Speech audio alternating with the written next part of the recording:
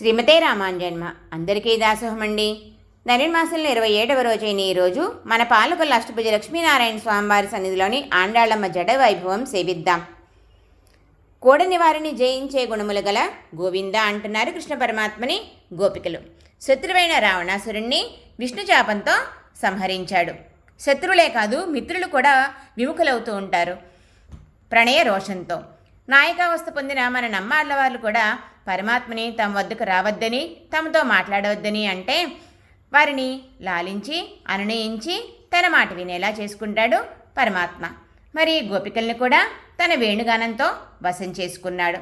నువ్వు మా పేర్లని వేణువుపై కీర్తిస్తుంటే మేము మాత్రం ప్రకాశంగా నిన్ను గోవిందా అని పాడుతున్నాం.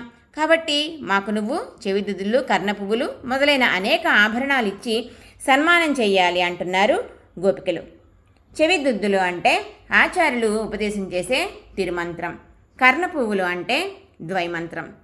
ఇలా అనేక రకాలైన ఆభరణాలతో అలంకారం అంటే జీవుడు విరజాస్నానం అయ్యాక పరమాత్మ తానే స్వయంగా బ్రహ్మాలంకారాలన్నీ చేయిస్తాడు కదండి. దానిని చెప్తున్నారు ఈరోజు అంతరార్థంలో. ఇలా నీతో కలిసి మేము బ్రహ్మానుభవాన్ని పొందాలి అని కోరుకుంటున్నారు గోపికలు. శ్రీమతే రామానుజాయ నమః.